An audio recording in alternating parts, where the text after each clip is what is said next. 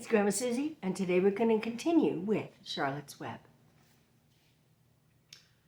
Chapter 21, The Last Day. Charlotte and Wilbur were alone. The families had gone to look for Fern. Templeton was asleep. Wilbur lay resting after the excitement and strain of the ceremony. His medal still hung from his neck. By looking out of the corner of his eye, he could see it. "Charlotte," asked Wilbur after a while, "why are you so quiet?"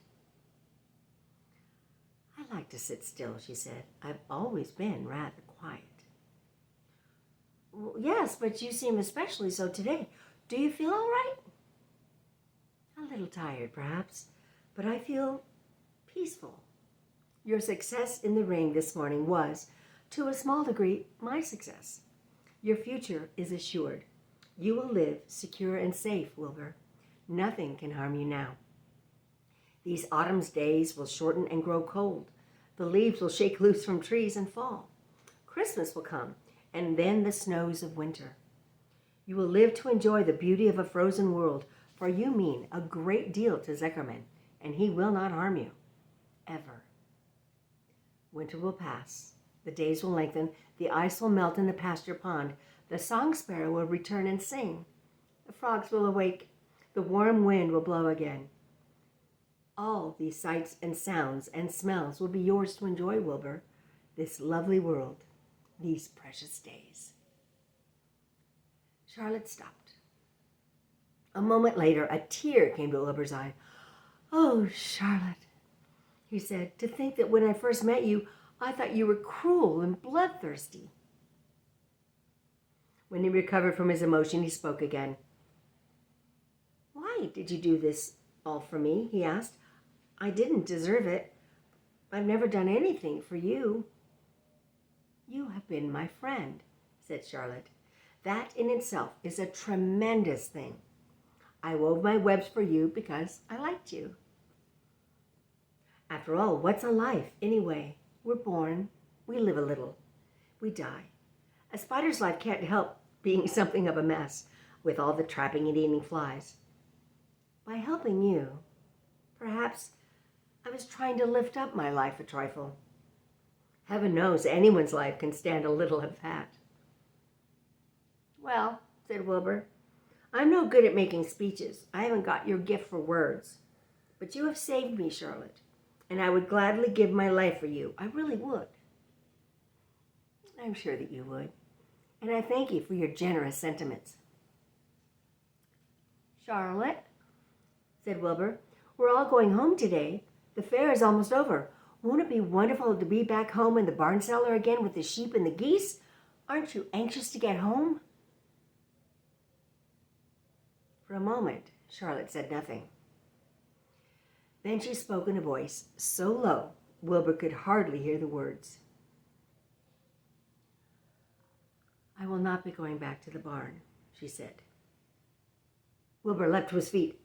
"Not going back?" he cried. "Charlotte, what are you talking about?" "I'm done for," she replied. "In a day or two, I'll be dead. I haven't even the strength enough to climb down into the crate. I doubt if I have enough silk in my spinnerets to lower me to the ground." Hearing this, Wilbur threw himself down in an agony of pain and sorrow. Great sobs racked his body. He heaved and grunted with desolation. "Charlotte," he moaned, "Charlotte, my true friend." "Come now, let's not make a scene," said the spider. "Be quiet, Wilbur. Stop thrashing about." "But I can't stand it," shuddered Wilbur. "I won't leave you here alone to die. If you're going to stay here, then I'll stay too." "Don't be ridiculous," said Charlotte. "You can't stay here. Zuckerman and Lorvy and John Arable and the others will be back any minute now, and they'll shove you into that crate and away you'll go. Besides, it wouldn't make any sense for you to stay. There will be no one to feed you. The fairgrounds will soon be empty and deserted." Wilbur was in a panic. He raced round and round the pen. Suddenly, he had an idea. He thought of the egg sack and the 514 little spiders that would hatch in the spring. If Charlotte herself was unable to come home to the barn, at least he must take her children along. Wilbur rushed to the front of this pen. He put his front feet up to the top board and gazed around. In the distance, he saw the Arables and the Zuckermans approaching. He knew he would have to act quickly. "Where's Templeton?" he demanded. "He's in that corner, under the straw, asleep," said Charlotte. Wilbur rushed over, pushed his strong snout under the rat, and tossed him into the air. "Templeton!" screamed Wilbur. "Pay attention!" The rat, surprised out of a sound sleep, looked first dazed, then disgusted. "What kind of monkey shine is this?" he growled. "Can't a rat catch a wink of sleep without being rudely popped into the air?" "Listen to me," cried Wilbur. "Charlotte is very ill. She has only a short time to live. She cannot accompany us home because of her condition. Therefore, it is absolutely necessary that I take her egg sac with me. I can't reach it." "You are the only one that can get it. There's not a second to be lost. The people are coming. They'll be here in no time. Please, please, please, Templeton, climb up and get the egg sac." Oh, the rat yawned. He straightened his whiskers. Then he looked up at the egg sac. "So," he said in disgust, "so it's old Templeton to the rescue again, is it? Templeton do this, Templeton do that. Templeton, please run down to the dump and get me a magazine clipping. Templeton, please lend me a piece of string so I can spin a web." "Oh, hurry," said Wilbur. "Hurry up, Templeton." But the rat was in no hurry. He began imitating Wilbur's voice. "So it's 'Hurry up, Templeton,' is it?" he said. "Oh, and what thanks do I ever get for these services, I would like to know? Never a kind word for old Templeton. Only abuse and wide cracks and snide remarks. Never a kind word for a rat." "Templeton," said Wilbur in desperation, "if you don't stop talking and get busy, all will be lost, and I will die of a broken heart. Please climb up." Templeton lay back in the straw. Lazily he placed his forepaws behind his head and crossed his knees in an attitude of complete relaxation. "Die of a broken heart," he mimicked. "How touching. My. I notice it's always me you come to when you're in trouble. But I've never heard anyone's heart breaking on my account. Oh, no, who cares anything about old Templeton?" "Get up!" screamed Wilbur. "Stop acting like a spoiled child." Templeton grinned and lay still. "Who made trip after trip to the dump?" he asked. "Why, it was old Templeton."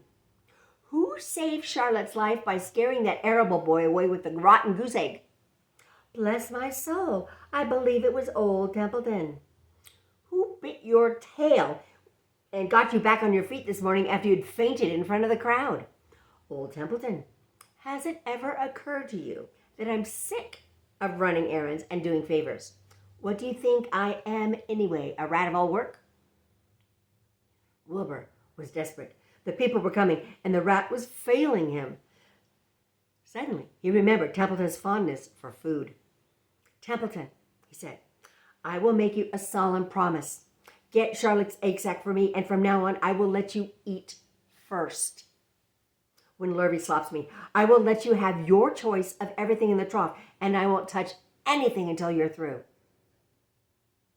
The rat sat up. "You mean that?" he said. "I promise, cross my heart." "All right, it's a deal," said the rat. He walked to the wall and started to climb. His stomach was still swollen from last night's gorge. Groaning and complaining, he pulled himself slowly to the ceiling. He crept along until he reached the egg sac. Charlotte moved aside for him. She was dying, but she still had enough strength to move a little. Then Templeton bared his ugly long teeth and began snipping at the threads that fastened the sack to the ceiling. Wilbur watched from below. Was Templeton getting the egg sac?